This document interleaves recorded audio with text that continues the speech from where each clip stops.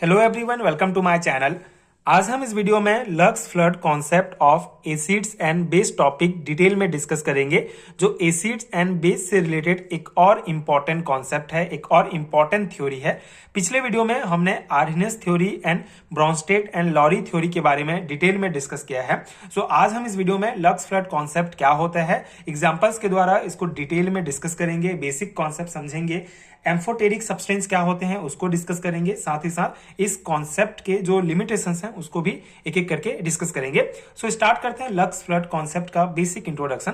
So on the basis of Lux Flood concept, an acid is an oxide ion acceptor and a base is an oxide ion donor. Therefore oxide of non metals like as CO2, SiO2, P4O10 serve as Lux flood acid, while oxide of metals like CaO, BaO and Na2O function as Lux flood bases। ठीक है, अब ये जो है इसका basic introduction है। Basic concept ये है कि लक्स फ्लड कॉन्सेप्ट के आधार पर जो एसिड होते हैं, बेसिकली ये जो जितने भी थ्योरी हम पढ़ रहे हैं, लक्स फ्लड जो थ्योरी है, जो कॉन्सेप्ट है, वो एसिड एंड बेस को डिफाइन करता है। ठीक है, कि कौन से सॉल्वेंट एसिड हैं, कौन बेसिस हैं। तो यहाँ पे एसिड्स का डेफिनेशन क्या है कि ऐसा कोई भी सब्सटेंस, ठीक है, जो ऑक्साइड आयन एक्सेप्ट करता है वो एसिड है, एंड ऐसा कोई सब्सटेंस जो ऑक्साइड आयन को डोनेट करता है वो बेस है। ठीक है, इसका डेफिनेशन जैसे पिछले वीडियो में हमने ब्रॉन्स्टेड लॉरी में देखा था कि एसिड क्या है, जो H+ आयन जो है वो डोनेट कर सकता है, वो क्या है, एसिड है, और बेस क्या है, जो H+ आयन जो है एक्सेप्ट कर सकता है वो बेस है, उनके ब्रॉन्स्टेड एंड लॉरी के डेफिनेशन के हिसाब से। तो उसी प्रकार लक्स एंड जो फ्लड का कॉन्सेप्ट है उसके आधार पर एसिड कौन है, जो ऑक्साइड आयन, ठीक है, O2- आयन को जो है एक्सेप्ट कर सकता है वो एसिड है, और जो ऑक्साइड आयन को डोनेट कर सकता है वो बेस है। ठीक है, ये इसका बेसिक कॉन्सेप्ट हो गया। अब यहां पे क्या कहा गया है कि oxide of non metals like carbon dioxide हमारा जो है ये क्या है, एक नॉन मेटल्स है। ठीक है, तो नॉन मेटल्स के ऑक्साइड जैसे कि सिलिकॉन डाइऑक्साइड, फास्फोरस पेंटॉक्साइड, ठीक है, ये जो नॉन मेटल ऑक्साइड्स हैं ये क्या है, serve as a Lux Flood acid. ठीक है, ये सभी जो है क्या है, लक्स फ्लड एसिड हैं, क्योंकि ये एक ऑक्साइड आयंस को जो है ये क्या कर सकते हैं, एक्सेप्ट कर सकते हैं। ठीक है, अब यहाँ पे दो कॉन्सेप्ट आपको समझना है। जो नॉन मेटल्स के ऑक्साइड होंगे, ठीक है, नॉन मेटल के ऑक्साइड हैं वो क्या होते हैं, लक्स फ्लड एसिड्स कहलाते हैं। एंड जो मेटल्स के ऑक्साइड होंगे, ठीक है, जैसे कि हमारा calcium oxide, barium oxide and sodium oxide, जो मेटल्स के ऑक्साइड हैं, ये क्या है, function as a Lux Flood basis. ठीक है, लक्स फ्लड बेस है क्योंकि ये जो है एक ऑक्साइड आयन जो है डोनेट कर सकते हैं। ठीक है, तो ये बेसिक कॉन्सेप्ट है। Hence according to Lux Flood concept some acid base reactions are. अब यहाँ पे हम कुछ एसिड बेस रिएक्शन देखेंगे। एसिड बेस रिएक्शन क्या होता है, बेसिकली ऑक्साइड आयनों के आदान प्रदान पर यह आधारित होता है एसिड बेस रिएक्शन। जैसे यहाँ पे लक्स फ्लड बेस कौन कौन से हैं, ठीक है, calcium oxide, barium oxide, sodium oxide, calcium oxide, ये हमने एग्जांपल लिया है लक्स फ्लड बेस। ठीक है, ये बेस हैं, ये क्षार हैं, क्योंकि ये क्या कर सकते हैं, ऑक्साइड आयन डोनेट कर सकते हैं, एक ऑक्साइड आयन जो है डोनेट कर सकते हैं। एंड ये लक्स फ्लड एसिड के एग्जाम्पल है। ठीक है, क्योंकि ये जो ऑक्साइड आयन है उसको ये ग्रहण कर सकते हैं, एक्सेप्ट कर सकते हैं। ठीक है, इसीलिए ये क्या है, एसिड है। ठीक है, लक्स फ्लड एसिड, जब दोनों के बीच एसिड बेस रिएक्शन होगा तो हमको सॉल्ट प्राप्त होता है। ठीक है, यहाँ पे आप ये सॉल्ट देख सकते हैं, और ये जो सॉल्ट बनते हैं इनको ऑक्सो सॉल्ट कहा जाता है। मतलब ये लक्स फ्लड कॉन्सेप्ट के आधार पर जो सॉल्ट बन रहे हैं और जो लवण बन रहे हैं उनको ऑक्सो सॉल्ट कहा जाता है, क्योंकि ये ऑक्साइड आयनों के सहभागिता से बनते हैं। ठीक है, जैसे हमारा कैल्शियम ऑक्साइड और CO2 एसिड बेस जब रिएक्ट करेंगे तो CaCO3 कैल्शियम कार्बोनेट हमारा सॉल्ट प्राप्त होता है। इसी प्रकार और रिएक्शंस आप देख सकते हैं। तो यही है एसिड बेस रिएक्शन। ठीक है, एसिड बेस रिएक्शन में लक्स फ्लड एसिड और लक्स फ्लड बेस आपस में क्रिया करते हैं, तो जो सॉल्ट बनता है उसको ऑक्सो सॉल्ट कहा जाता है। ठीक है, ये कॉन्सेप्ट आप ध्यान रखेंगे। So this concept of acid base behaviour was put forward to explain reaction in non protonic solvent. अब नॉन प्रोटोनिक सॉल्वेंट क्या होता है, जो H+ आयन डोनेट करने की क्षमता, जिसमें जो है नॉन प्रोटोनिक सॉल्वेंट मतलब जिसमें H+ आयन डोनेट करने की क्षमता नहीं होती है, मतलब हाइड्रोजन बॉन्ड नहीं होता है, तो उस टाइप के जो सॉल्वेंट होते हैं उसके लिए भी ये कॉन्सेप्ट जो है काम आता है। एसिड बेस का कॉन्सेप्ट जो है वो नॉन नॉन प्रोटोनिक सॉल्वेंट के जो रिएक्शन है उसको भी एक्सप्लेन कर सकता है। ठीक है, तो ये हो गया हमारा बेसिक कॉन्सेप्ट। अब हम ओवरऑल अगर हम देखें, so according to Lux Flood concept, basis are oxide ion donor and acids are oxide ion acceptor. ये बस एक पॉइंट आप ध्यान रखेंगे। ये तो एग्जांपल्स हैं, ये कॉन्सेप्ट है। बेसिक कॉन्सेप्ट आपको इसी लाइन में समझ में आ जाएगा कि लक्स फ्लड कॉन्सेप्ट के आधार पर जो बेस होते हैं वो क्या होते हैं, ऑक्साइड आयन डोनर होते हैं। ठीक है, डोनेट कर सकते हैं। एंड एसिड क्या होते हैं, ऑक्साइड आयन एक्सेप्टर्स होते हैं। ठीक है, ये पॉइंट आपको समझ में आ गया।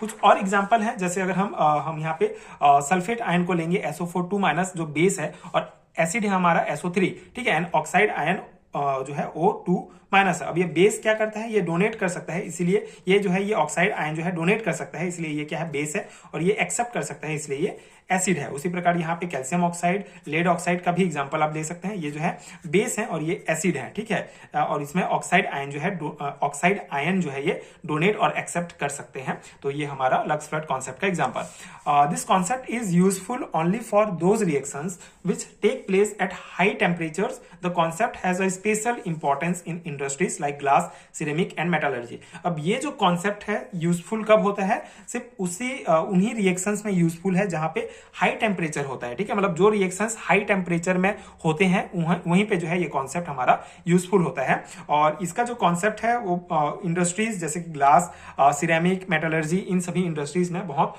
इसका जो है इस कॉन्सेप्ट का जो है इंपॉर्टेंस है, स्पेशल इंपॉर्टेंस है, ये आप ध्यान रखेंगे। ठीक है, तो आई होप कि आपको बेसिक कॉन्सेप्ट समझ में आ गया होगा। और यहाँ पे पॉइंट आपको ध्यान रखना है कि this concept is useful only for those reaction which take place at high temperature. ठीक है, ऐसा कोई रिएक्शंस जो हाई टेम्परेचर में होता है वहीं पे ही जो है ये कॉन्सेप्ट यूजफुल होता है। ये हो गया। On the basis of the concept, the amphoteric substance show dual tendency as oxide ion donor and the oxide ion acceptor. अब यहाँ पे एक और कॉन्सेप्ट आता है, इसी से रिलेटेड है कि एम्फोटेरिक सब्सटेंस किसे कहा जाता है। तो इस कॉन्सेप्ट के बेस पर एम्फोटेरिक सब्सटेंस उन्हें कहा जाता है जो ड्यूअल नेचर जो है शो करते हैं, मतलब उन्हें ड्यूअल टेंडेंसी होता है। ऑक्साइड आयन डोनेट करने की टेंडेंसी भी होती है और ऑक्साइड आयन एक्सेप्ट करने की भी टेंडेंसी होती है। जैसे एग्जांपल के रूप में अगर हम देखें तो जिंक ऑक्साइड हमारा जो बेस की तरह पहले काम कर, बेस की तरह और एसिड दोनों की तरह जो है ये काम कर सकता है। जैसे बेस की तरह कैसे, ZnO। ठीक है, अब ये बेस कैसे है, जब ये डोनेट कर सकता है ऑक्साइड आयन, तो अपना जो ये एक ऑक्साइड आयन है इसको डोनेट करके ये क्या बना लेता है हमारा, ये जो है Zn2+ बनाएगा। ठीक है, तो ये यहाँ पे बेस हो गया क्योंकि ये ऑक्सीजन आयन डोनेट कर रहा है, और यहाँ पे एसिड की तरह काम कर रहा है क्योंकि ये जो ऑक्साइड आयन है ये आके इसके साथ जुड़ेगा जिंक ऑक्साइड के साथ, और ये बनाते हैं जिंकेट आयन। ठीक है, तो ये इस केस में ये क्या है, एसिड है, जिंक ऑक्साइड, और इसमें बेस है। तो इस प्रकार से ऐसा कोई सब्सटेंस जो बेस और एसिड दोनों की तरह काम करते हैं उनको एम्फोटेरिक सब्सटेंस कहा जाता है। एक और एग्जाम्पल अगर हम देखें तो एल्यूमिनियम ऑक्साइड, यहाँ पे बेस है क्योंकि ये जो है जो ऑक्सीजन ऑक्साइड जो है, ठीक है, जो आयन है O2- आयन है उसको क्या कर सकता है, ये जो है ये बेस है क्योंकि ये डोनेट कर सकता है, और ये जो है ये O2- को एक्सेप्ट करेगा, इसलिए एक्सेप्ट करके ये एल्यूमिनेट आयन बनाएगा। तो इस केस में ये Al2O3 जो एल्यूमिनियम ऑक्साइड है हमारा, ये क्या है, एसिड है। तो ये कॉन्सेप्ट में आपको समझ में आ गया होगा। ठीक है, ये दो एग्जांपल आप लिख सकते हैं।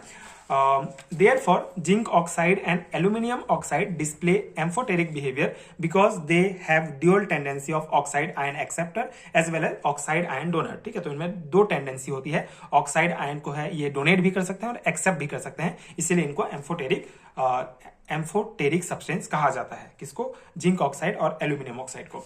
This concept can also explain acidity and basicity of other anions like sulphide and halides. ठीक है, अब यहाँ पे कॉन्सेप्ट क्या कहा है, देखिए ये हमारा सोडियम फ्लोराइड है और ये एल्यूमिनियम, ये हमारा एल्यूमिनियम फ्लोराइड। ठीक है, ये यहाँ पे बेस है। ठीक है, बेस है क्योंकि ये एक आयन जो है ये डोनेट कर सकता है। जैसे यहाँ पे सोडियम में जो है ये जो है एक इलेक्ट्रॉन, जैसे ये जो F- आयन है ये डोनेट कर सकता है, और ये जो है एसिड है क्योंकि ये क्या कर सकता है, इसमें 3 इलेक्ट्रॉन ग्रहण करने की क्षमता होती है। ठीक है, यहाँ पे जो AlF3 है हमारा एल्यूमिनियम फ्लोराइड, इसमें 3 इलेक्ट्रॉन ग्रहण करने की क्षमता होती है, इसलिए ये यहाँ पे बेस की तरह काम कर रहा है। और ये जो है एक इलेक्ट्रॉन मतलब F- आयन जो है ये डोनेट कर सकता है, मतलब ये हैलाइड्स अपना डोनेट कर सकता है, इसीलिए ये क्या है, हमारा बेस है। ठीक है, तो ये बेसिकली जो है सल्फाइड, हैलाइड्स, इन सभी का भी एसिडिटी और बेसिसिटी एक्सप्लेन करने के लिए ये हमारा कॉन्सेप्ट काम आता है, जिसको आप इस रिएक्शन से लिख सकते हैं। ठीक है, यहाँ पे अलग अलग लिखा गया है, यहाँ पे आयंस के रूप में।